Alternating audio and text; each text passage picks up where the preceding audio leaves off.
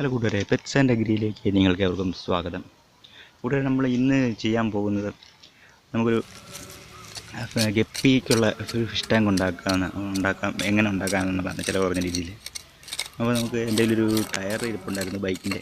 അപ്പോൾ ബൈക്കിൻ്റെ ടയർ താഴോട്ട് വെച്ചിട്ട് നമ്മുടെ ഇതിലൊരു കുളം ഉണ്ടാക്കാൻ പറ്റിയ ഒരു സൈഡിലോട്ട് മാറ്റി വെച്ചതിന് ശേഷം ചിത്രത്തിൽ കാണുന്ന പോലെ അതിൻ്റെ നടുക്ക് ഭാഗത്തു നിന്നും കുറച്ച് മണ്ണ് നമ്മൾ കുഴിച്ചെടുക്കുക.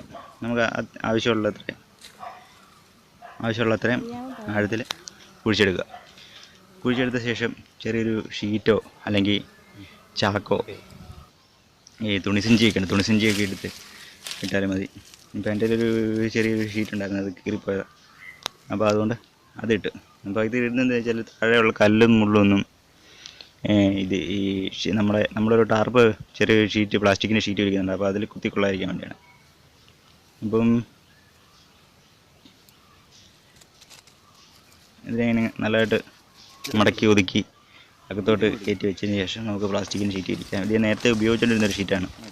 അപ്പോൾ ഇത് ഞാൻ താഴെ ഈ ചണച്ചാക്ക് വിരിക്കാത്തതുകൊണ്ട് തന്നെ അത് കല്ല് കൊണ്ട് കുത്തി കീറിപ്പോയി, അത് സൈഡൊക്കെ കീറിപ്പോണ്ടായി. അപ്പോൾ പിന്നെ അതിനകത്ത് ഉപയോഗിക്കാൻ പറ്റത്തില്ല. അപ്പോൾ അതുകൊണ്ട് ഈ സൈസ് കുറഞ്ഞൊരു കുളത്തിനകത്ത് ഉപയോഗിക്കാമെന്ന് വിചാരിച്ചു. ഇപ്പം ഇനി നമുക്ക് കുറച്ച് വെള്ളം ഒഴിക്കാം. വെള്ളം ഒഴിച്ച് കഴിഞ്ഞിട്ട് സൈഡൊക്കെ ഒതുക്കാവും, അല്ലെങ്കിൽ അത് പൊട്ടി പോകാൻ സാധ്യതയുണ്ട്. വെള്ളം ഒഴിച്ച് കഴിയുമ്പോൾ വെയിറ്റ് കൊണ്ട് ഇത് ഫുള്ളായിട്ട് താഴ്ത്തിരുത്തി കഴിയുമ്പോൾ നമുക്ക് അതിൻ്റെ സൈഡ് നല്ല രീതിയിൽ മടക്കി അഡ്ജസ്റ്റ് ചെയ്ത് വെക്കാവുന്നതാണ്.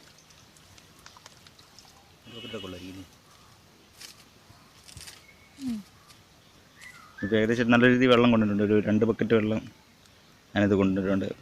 കൈ കാണുമ്പോൾ അറിയാമല്ലോ ഇതിന് വേണ്ടി ആഴമുണ്ടെന്നുള്ളത്.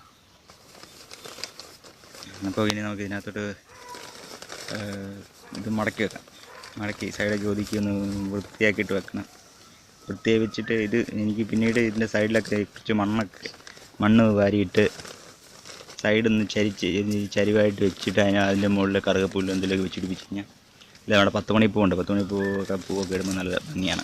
അപ്പോൾ അതൊക്കെ ഒന്ന് വെക്കാമെന്ന് വിചാരിച്ചാണ് എൻ്റെ ഒരു കണക്കൂട്ടൽ. അപ്പം ഇപ്പോൾ തൽക്കാലം മണ്ണ് ഇടുന്നില്ല. അപ്പോൾ ഓട് പറിക്കുക. ഇവിടെ പട്ടിയുടെ ശല്യം ഉള്ളതുകൊണ്ട് ചിലപ്പോൾ ടാർപ്പയുടെ ഷീറ്റിൻ്റെ തുമ്പൊക്കെ കാണുമ്പോൾ പട്ടിയൊക്കെ വന്ന് കടിച്ച് പറിക്കുകയൊക്കെ ചെയ്യും. അപ്പോൾ അതുകൊണ്ട് അങ്ങനെ കടിച്ച് പറിച്ചുകൊണ്ട് പോയി കഴിഞ്ഞാൽ നമുക്ക് പ്രശ്നമില്ല. അപ്പോൾ അതുകൊണ്ട് ഒരു വെയിറ്റിന് വേണ്ടി സൈഡിൽ ഓടും ചെറിയ കല്ലുമൊക്കെ പറക്കി വെക്കുന്നു. ഇനി നമുക്ക് കുറച്ച് പായൽ വരയിടും. ഇത് നമ്മുടെ കണ്ടങ്ങളിലൊക്കെ കാണുന്ന പായലാണ്, വയലിലൊക്കെ കാണുന്ന പായലാണ്. അത് പൈസയൊന്നും കൊടുക്കേണ്ട ആവശ്യമൊന്നുമില്ല, നമുക്ക് ചെന്നിങ്ങി എടുത്തോണ്ട് വന്നാൽ മതി. അപ്പോൾ ഓക്കെ, അതിൻ്റെ കുറച്ചെടുത്തിട്ട് പിന്നെ നമുക്ക് 2 കല്ലിൻ്റെ ആവശ്യമുണ്ട്. കാരണം ഇത് എന്തിലൊക്കെ ഉണ്ട്, ഈ ചെറിയ ഒളിച്ചിരിക്കാൻ പറ്റിയ സ്ഥലങ്ങളൊക്കെ ഉണ്ടെങ്കിൽ നമ്മുടെ ഈ കുഞ്ഞുമീനുകളൊക്കെ രക്ഷപ്പെടുത്തുള്ളൂ. അല്ലെങ്കിൽ നമ്മൾ പ്രത്യേകിച്ച് ബ്രീഡിങ് കേജുകളൊക്കെ ഉണ്ടാക്കേണ്ടതായിട്ട് വരും. അപ്പോൾ ഒരു 2-3 കല്ല് അതിനകത്തേക്ക് കല്ലെടുക്കുമ്പോൾ ഓർത്തോണം ഈ മൂർച്ചയില്ലാത്ത കല്ല് വേണം എടുക്കാൻ. മൂർച്ചയുള്ള കല്ല് വെച്ച് കഴിഞ്ഞാൽ നമ്മുടെ ഷീറ്റ് കുത്തി കീറിപ്പോവും. ഷീറ്റ് കുത്തി കീറി നമുക്ക് പിന്നെ ഇരട്ടി പണിയാവും, അത് പിന്നെ മാറ്റേണ്ടി വരും. അപ്പോൾ കല്ലൊക്കെ ഇട്ടിരിക്കാൻ നമുക്ക് കുറച്ച് ഗപ്പി മീനുകൾ എൻ്റെ ഉണ്ട്. അപ്പോൾ അതിനെ ഒന്ന് ഇട്ട് നോക്കാം.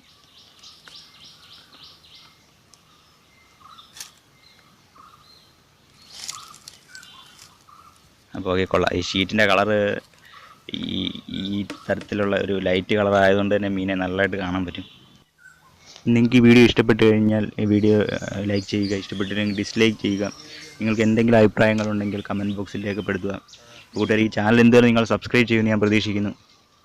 അപ്പോൾ കൂട്ടുകാരെ, ബൈ.